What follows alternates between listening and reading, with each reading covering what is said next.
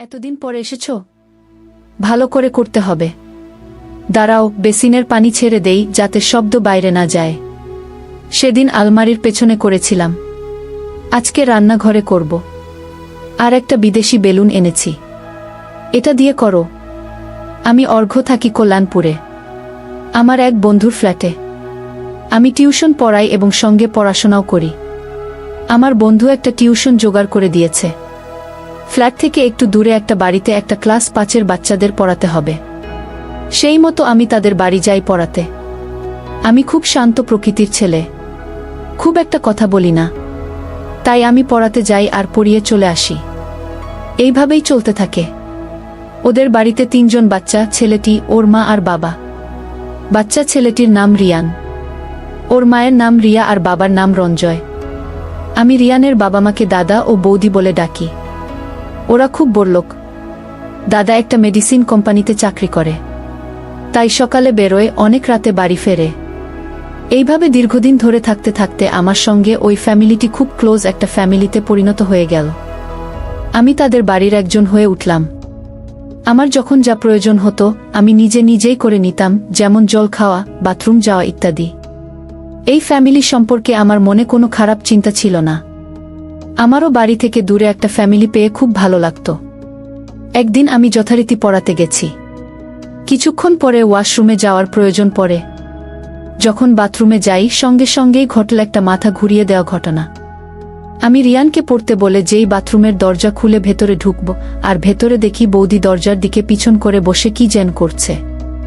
আমি তো সরি বলে বেরোতে যাব, ঠিক সেই সময় এমন স্লিপ করে পড়লাম ঠিক বৌদির পেছনের দিকে। এমন পরিস্থিতিতে বৌদি একটু চমকে গিয়ে শাড়ি ঠিক করতে লাগল, আর আমিও খুব তাড়াতাড়ি উঠে সেখান থেকে বেরিয়ে এলাম। এই ঘটনায় আমার খুব অস্বস্তি হচ্ছিল। এটা কি হলো? আমি কোনোভাবে আবার ফিরে এসে রিয়ানের কাছে এসে বসে পড়াতে শুরু করলাম। পরে গিয়ে যে ব্যথা পেয়েছি শেষবের খেয়াল নেই। শুধু ভাবছি বৌদি কি ভাববে। আমার খুব টেনশন হচ্ছিল। হঠাৎ খেয়াল করলাম বৌদি এখনো বাথরুমে। আমি রিয়ানকে যেখানে পড়াই বাথরুমটা ঠিক সেই রুমের সামনে। বৌদি বেরোলেই আমি দেখতে পাব, তাই মনে হয় বেরোতে পারছে না। কিছুক্ষণ পরে বৌদি বেরিয়ে কোনো দিকে না তাকিয়ে রান্নাঘরে চলে গেল। আমিও তাকাইনি, তবে বুঝতে পারছি। আমি সেদিন তাড়াতাড়ি বাড়ি ফিরে এলাম।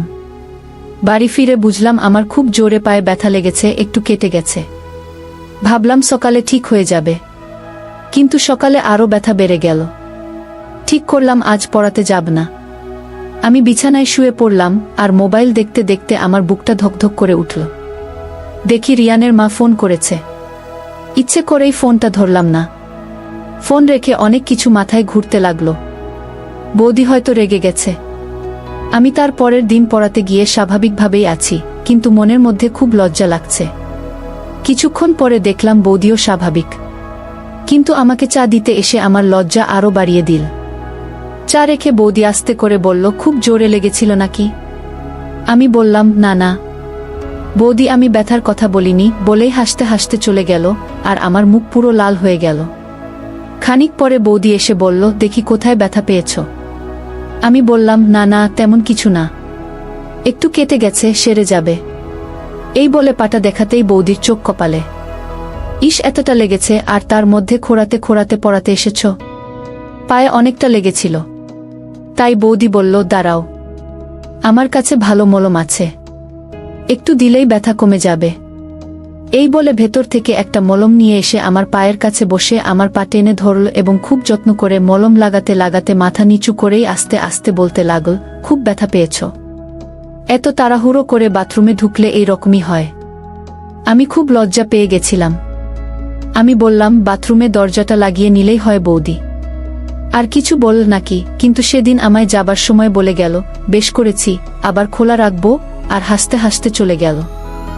আমি তো পুরো আকাশ থেকে পড়লাম। যাই হোক, আমি আবার রিয়ানকে পড়াতে শুরু করে দিলাম, কিন্তু মন বসছে না পড়াতে। শুধু মনে পড়ছে বৌদির কথা। কি যেন কোনমতে পড়াচ্ছি। কিছুক্ষণ পরে দেখি বৌদি চা দিয়ে গেল আর বলে গেল, কাল রবিবার, কাল আসবে। আমি বললাম, কি জন্য? বৌদি বলল, সেটা বলা যাবে না, আসবে ব্যাস। আমি বললাম, আচ্ছা ঠিক আছে। আমি চিন্তায় পড়ে গেলাম। যাই হোক, বাড়ি এসে ভুলেও গেলাম কালকের যাওয়ার কথা। আজ রবিবার, সারাদিন অনেক কাজ ছিল। দুপুরে খাবার খেতে খেতে হঠাৎ মনে পড়ল রিয়ানদের বাড়ি যাওয়ার কথা। তাই সন্ধেবেলায় আমি ঠিক পড়াতে যাওয়ার সময় বৌদিদের বাড়িতে এলাম। এসে জানতে পারি আজ রিয়ানের জন্মদিন। আমি তো সঙ্গে কোনো কিছু রিয়ানের জন্য আনিনি। আমি বৌদিকে বললাম, আমাকে কাল বলতে পারতে, তাহলে কিছু একটা উপহার বাচ্চাটার জন্য আনতে পারতাম। তখন বৌদি বলল, ওর জন্মদিন আমরা পালন করি না, আর কাউকে নিমন্ত্রণও করি না, কারণ ওই দিন ওর দাদু মারা গিয়েছিলেন। তাই আর আজ তোমাকে ডাকার কারণ, তুমি এই বাড়ির একজন হয়ে গেছ। তাই আজ ওর বাবা বাড়িতে নেই, বাইরে গেছে কোম্পানির কাজে। রিয়ানের খারাপ লাগবে, তাই তোমাকে ডাকলাম। আমি বললাম, ও এই ব্যাপার? বৌদি বলল, আচ্ছা তোমরা বসো, গল্প করো, আমি একটু খাবার নিয়ে আসছি। বলে বৌদি চলে গেল। আমি আর রিয়ান গল্প করতে লাগলাম। কিছুক্ষণ পরে বৌদি এল খাবার নিয়ে। রিয়ান মাকে বলল, আজ কিন্তু পড়তে বসবো না। আমি বললাম, আচ্ছা আজ পড়াবো না, আজ তুমি যা চাইবে তাই হবে। কিছুক্ষণ ভেবে বলল, আজ লুকোচুরি খেলব। সঙ্গে সঙ্গেই বৌদি বলে উঠল, তাই হবে, তবে আমরা লুকোবো, তোকে খুঁজতে হবে। ঠিক আছে। এবার আমি আর বৌদি ঘরের মধ্যে লুকাচ্ছি, আর রিয়ান খুঁজছে। আমি একটা অন্ধকার ঘরের মধ্যে আলমারির পাশে ফাঁকা জায়গায় লুকিয়ে গেলাম। কিছুক্ষণ পরে দেখি বৌদিও সেই রুমে এসে জায়গা খুঁজছে। শেষে ভালো কোনো জায়গা না পেয়ে আলমারির পাশে লুকাতে এসে দেখে আমি ওখানে দাঁড়িয়ে। কিছু না বলে আমার সামনে দাঁড়িয়ে পড়ল, আর বিছানার চাদরটা টেনে নিজেকেও আমাকে ঢাকা নিয়ে নিল। আমাকে বলল, চুপ করে দাঁড়িয়ে থাকো। এরকম অবস্থায় আমার কেমন যেন মনে হচ্ছিল। বৌদি পুরো আমার সামনে দাঁড়িয়ে আছে। আমি বুঝতে পারলাম বৌদির সেই কথা, বেশ করেছি, আবার খুলে রাখবো বাথরুমের দরজা। বৌদির প্রতি অন্য একটা ভালো লাগা মনের মধ্যে খেলতে শুরু করল। আজ বৌদি শুধু পাতলা পোশাক পরে আছে, হালকা লাল কালারের পোশাক, বেশ সুন্দর দেখাচ্ছিল তাকে। আমিও বৌদি চুপচাপ দাঁড়িয়ে আছি, কিন্তু দুজনের মনে অনেক কিছু চলছে। একটু পর রিয়ান ঘরের মধ্যে ঢুকেছে, তাই দুজনে আরো সতর্ক হয়ে গেলাম। এতক্ষণ রিয়ান ঘরের মধ্যে খোঁজার পরেও না পেয়ে অন্য ঘরে চলে গেল আমাদের খোঁজার জন্য। আর বৌদি সেটা বুঝে আস্তে করে আমার দিকে ঘুরে দাঁড়ালো। আমাদের আর বোঝার কিছু বাকি রইল না যে আমরা একে অপরের কাছে কি চাই। বৌদি বলল, অর্ঘ্য, আজ আমাকে তুমি তোমার মতো করে ভালোবাসো। তখনই মা, ও মা, আমি তোমাকে খুঁজে পাচ্ছি না, বলে রিয়ানের চিৎকারে আমাদের যেন জ্ঞান ফিরে এলো। আমরা তাড়াতাড়ি সতর্ক হলাম। তুমি এখন বেরিও না, আগে আমি যাই, তারপর তুমি এসো, বলে বৌদি বেরিয়ে গেল। আমিও একটু পরে বেরিয়ে এসে সোফায় বসে পড়লাম। বৌদি রান্নাঘরে চলে গেল আর আমাদের বলল, রিয়ান, তোরা দোতলায় যা, আমি কফি নিয়ে আসছি। আমরা উপরে চলে গেলাম। কিছুক্ষণ পরে বৌদি এলো, আমাদের কফি দিল, নিজেও নীল, কিন্তু আমার দিকে তাকিয়ে কথা বলছে না, খুব লজ্জায় মাথা নিচু করে শুধু হাসছে। কফি শেষ করে আমি বললাম, আসি বৌদি, আজ রিয়ান টাটা, কাল আসবো পড়ার সময়, কেমন? এই বলে আমি উঠতে যাব, তখনই পাশের বাড়ির একটা বাচ্চা বিল্টু এলো। ওরা দুজন একই স্কুলের, একই পাড়ার বন্ধু। বিল্টু বলল, আন্টি, আমরা গেম খেলব। বৌদি বলল, তুমি একটু বসো, আমি ওদের কম্পিউটারে গেম চালিয়ে আসি। আমি সোফায় বসে ভাবছি আজ কি হলো জীবনে, আজ যেন বৌদিকে অনেকটা ভালোবেসে ফেলেছি। একটু মজা করা যাক। আমি আমার বাইরে রাখা জুতোগুলো সরিয়ে দিয়ে আগের রুমে আলমারির পাশে লুকিয়ে পড়লাম, দেখি কি হয়। কিছুক্ষণ পরে বৌদির আওয়াজ দোতলা থেকে নেমে এসে বলল, তোমাকে অনেকক্ষণ অপেক্ষা করালাম, বলে চুপ হয়ে গেল। দেখলামই নেই, চলে গেছি। উনি বাইরে দৌড়ে গেল। তারপর ঘরে এসে চুপচাপ সোফায় বসল, একদম চুপ।